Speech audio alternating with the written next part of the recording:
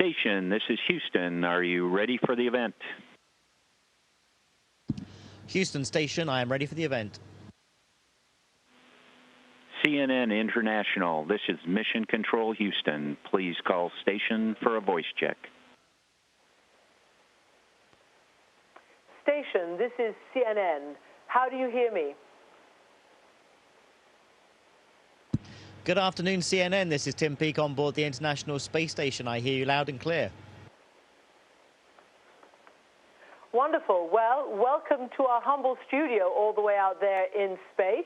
Let me ask you, what was it that inspired you the most to do what you're doing now? Was it that fantastic first moonwalk by Neil Armstrong?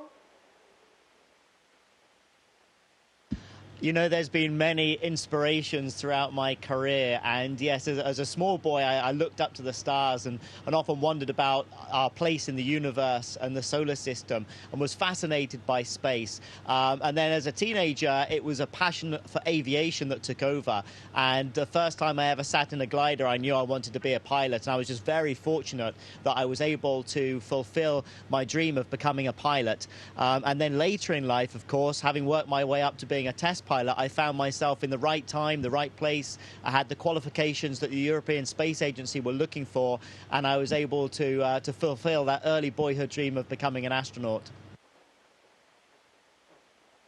Well, it is indeed a rare privilege to be out there. It's an amazing thing to just be able to talk to you. What did you feel when you first saw the Earth from space? It's the most incredible feeling, and the first time I saw the Earth was just a few moments after insertion into orbit. In the Soyuz capsule, we had the main engine cut out, and that's quite a jolt. You get launched forward into your seats, and then suddenly everything starts floating, and you realize you're in weightlessness, you're in orbit around planet Earth. And I was able to loosen my straps and let myself float up out of the seat so that I could have a look out of my window on the right-hand side of the Soyuz, and I saw ourselves just before we went into the night part of the orbit. I saw planet Earth, shortly followed by a moonrise, and it was just the most incredible feeling to be, to be in orbit and see the planet for the first time. It was spectacular. Is launch scary? I mean, do you ever feel scared when you're actually, on the launch pad and taking off? You know, we've trained so long and so hard for that moment, and we're just focused on our procedures and making sure that everything goes smoothly through the launch sequence. So there is really no time and no place for any fear or apprehension at that stage. You're simply just executing the plan. But I was very conscious of trying to also absorb every feeling, every emotion, knowing it's such a special event, so that I could kind of record it. And I actually did a diary that evening after launch so that I would remember everything that I felt during the launch. And it was just the most incredible feeling. And that feeling of power and acceleration as the rocket accelerates, it's just addictive. And I felt myself being pushed back into the seat, especially during the first stage and the third stage. And it really was a wonderful feeling of acceleration.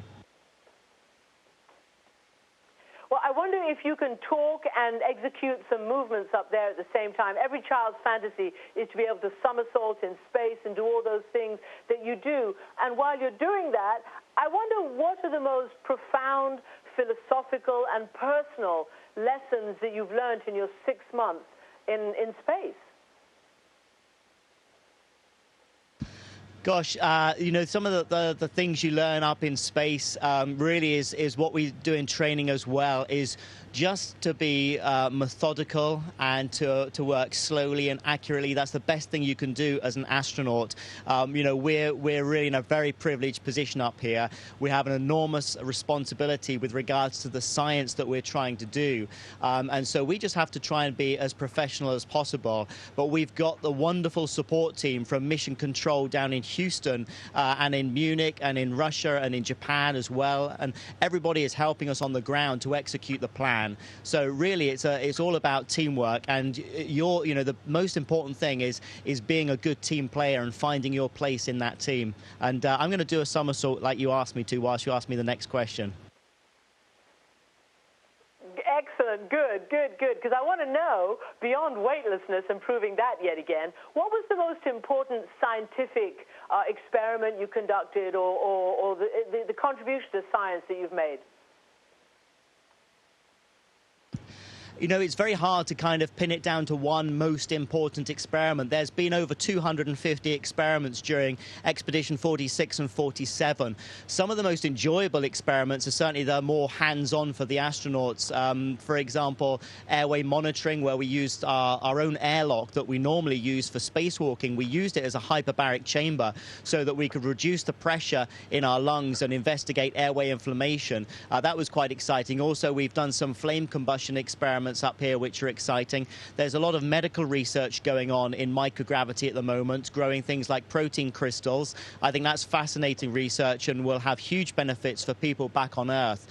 So really the science falls into many categories. As a pilot and somebody who's already always interested in technology, you know, some of the stuff we're doing with metal alloys and composite materials in our furnaces as well, investigating new materials that are stronger and lighter and will benefit, for example, our aviation industry. That's very exciting to me as well. You obviously, as a Brit, have got an enormous amount of attention. You've run a marathon. You presented Adele with an award from outer space. But it was actually a British woman who was the first British astronaut in space. What do you think of her blazing that trail? Helen is a huge inspiration to me, and I had the pleasure of speaking to her on Friday night, actually. We're quite close, and of course she was celebrating her 25th anniversary since her Soyuz TM-12 mission 25 years ago and to the Mir space station, and so it was great to be able to speak to her. I've also got one of her books that up here with me that was signed by Yuri Gagarin along with her crew, and it's now been signed by the International Space Station crews. She really, you know, she paved the way. What she achieved at her young age as well, going into space, was absolutely incredible. And I'm just very happy now that the UK government is funding human spaceflight, and I'm able to come on this mission as a member of the European Space Agency, which is a great step forward for the UK.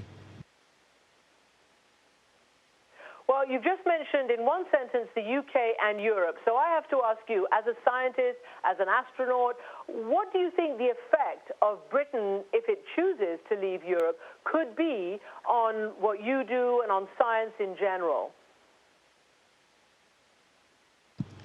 You know, it won't actually have any effect on what we do with regards to the European Space Agency and this international partnership. And that's something that is one of the, you know, the strongest messages that we have in the life of the International Space Station, is that it really cuts through all barriers. It's such a strong partnership. And of course, the UK will still be part of the European Space Agency. That won't change at all. And the European Space Agency is still part of this international partnership with up here with the International Space Station. But what I would say is, of course, that we can do things in space that we couldn't possibly do as one nation. And this is the model that we need to take forward. It's certainly when we're looking at going to the moon and further to Mars and ultimately to explore our solar system. We need to be forging together in partnerships in order to share our strengths and be able to move forward. Well, in my last few seconds, where next for Tim Peake? Where else would you like to explore in our, you know, outer space? Well, you know, the space station has still got an exciting lifetime, at least till 2024, and there's so much still to learn in microgravity. But I'm excited to be looking forward into the mid to late 20s. I would like to see us return to the moon. I think that there's an awful lot that we can learn in terms of having lunar exploration missions and having a permanent lunar habitat, which will help us as a stepping stone onto a Mars mission, which has to be the real near-term goal for human spaceflight and exploration. Fantastic. Major Tim Peake, thank you so much for joining us from space. It's been a real pleasure talking to you, and thank you very much. Have a great afternoon.